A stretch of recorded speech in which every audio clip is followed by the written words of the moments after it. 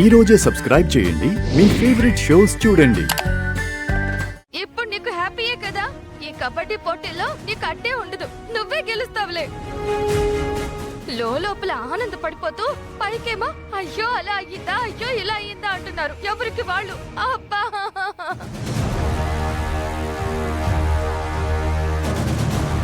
ఆ పక్షిత, నువ్వు బాధపడుతుంటే ఆనందపడే వాళ్ళెవరూ లేరిక్కడ. అన్నీ నీకు నువ్వే చేసుకుంటున్నావు, నీకు నువ్వే ఊహించుకుంటున్నావు. అవతల నా బిడ్డ బాధపడుతుంటే ఇప్పుడు నీతులు చెప్పడం ఒక్కటే తక్కువైంది. అబ్బా నొప్పి.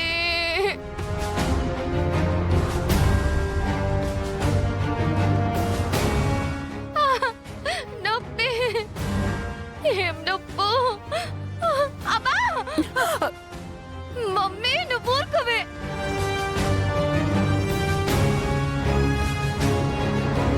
త్వరగా చూడమ్మా. అబ్బా కొంచెం తక్కువ వేసి. అక్షిత, ఏంటిది?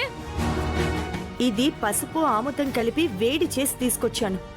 దేనికి?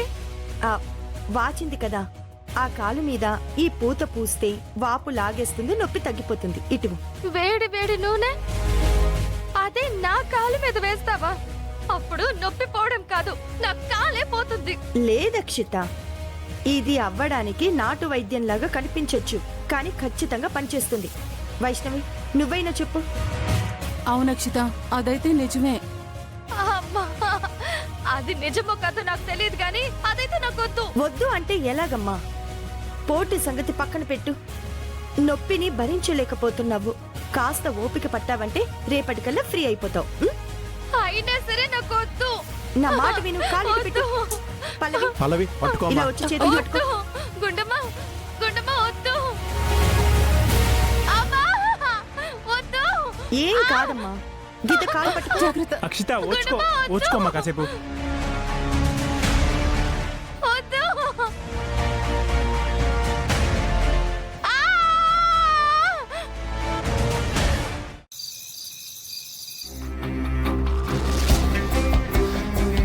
అమ్మా అబ్బా.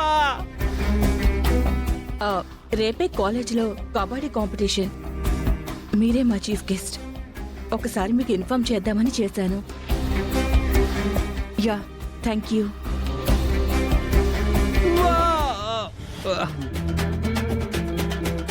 అమ్మా అమ్మా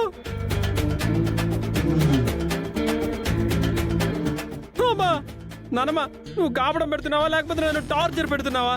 నిజానికి నువ్వు చేసేవాటికి నిన్ను టార్చరే పెట్టాలరా. మనవడని చెప్పేసి నొప్పులు తగ్గడానికి కాపడం పెడుతున్నాను. అవును మామయ్య, ఒక్కరోజు కబడ్డీ ప్రాక్టీస్కి సర్విడ్ ముద్దులే అయిపోయావు. ఇంకా కప్పేం గెలుస్తావు మామయ్య? బాగా చెప్పావురా, హై ఫైవ్. ఎట్టి పరిస్థితుల్లో నా కొడుకు గెలుస్తాడు. ఆ, గెలుస్తాడు గెలుస్తాడు. ఒకరోజు ప్రాక్టీస్ చేసి ఇదిగో ఇలా వేడి నీళ్లు కాపడం పెట్టించుకుంటున్నాడు. నానమ్మ, అలవాట్లేదు కాబట్టి ఫస్ట్ రోజు ప్రాక్టీస్ మూలాన అలా నొప్పులు వచ్చాయి. రేపటి నుంచి చూడు, భయంకరంగా ప్రాక్టీస్ చేస్తాం. బీభత్సంగా ఆ పల్లవిని పోటీలో ఓడించేస్తాం. అమ్మా, కొడుతున్నావేంటి నానమ్మ? కొట్టక అసలు పల్లవి మీద మీ అందరికీ ఎందుకురా అంత కోపం? ఏరా, మీ అమ్మకి అక్కకి అంటే తెలీదు, పల్లవి ఏంటో నీకు తెలీదా?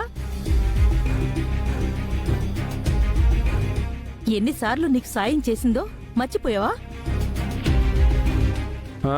చేస్తే చేస్తే అంటావేంట్రా? సాయం చేసిన వాళ్ళకి కృతజ్ఞతగా ఉండక్కర్లేదు? అసలు ఈ పోటీలో పల్లవికి సపోర్టుగా నువ్వు ఉండుంటే నేను కూడా వచ్చి ఎంకరేజ్ చేసేదాన్ని. కానీ నువ్వేమో ఆ దిక్కుమాలిన అక్షతకి సపోర్ట్ చేస్తున్నావు. అందుకే నాకు నచ్చట్లేదు. మీ ఇష్టంతో ఇక్కడెవరికీ పని లేదు. కాలేజీలో నా కొడుకు అక్షితనే గెలవాలి. ఆ పల్లవి ఓడిపోవాలి. మామయ్య, ఏంట్రా? నువ్వు సుమ అమ్మ అందరూ పల్లవి అంటే ఓడిపోలేని ఫిక్స్ అయిపోయారు కదా.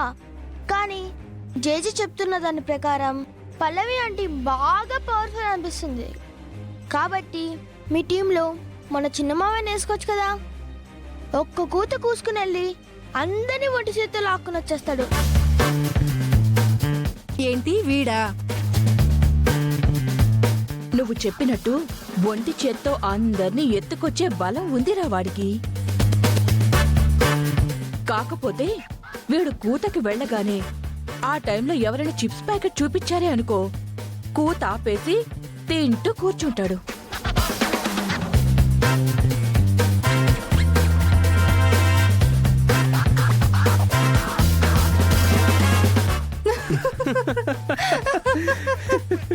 కరెక్ట్ గా చెప్పావు మమ్మీ.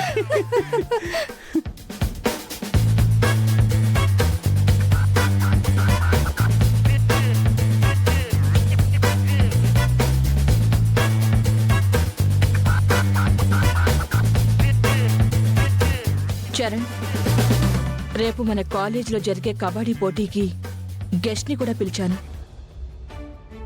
ఎట్టి పరిస్థితుల్లో నువ్వు అక్షిత గెలవాలి. డోంట్ వరీ మమ్మీ, గెలిచేది మేమే.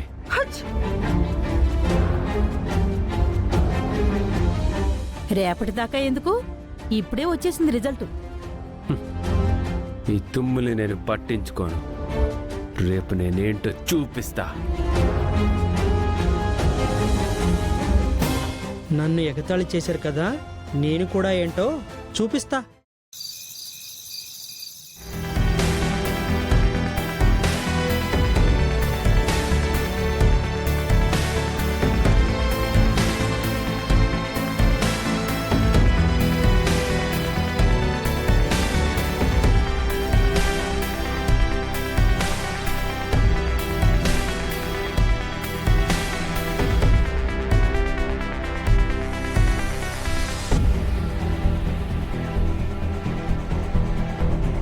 గుండమ్మా, గుండు, ఏంటండి? ఒకసారి ఈ ప్రొఫైల్ చూడు. లేదండి, నేను ఇప్పుడు ఏం చూడలేను, మీరు చూడండి. ఏమైంది? దేని గురించి ఆలోచిస్తున్నావు? ఆహా, ఏం లేదులేండి.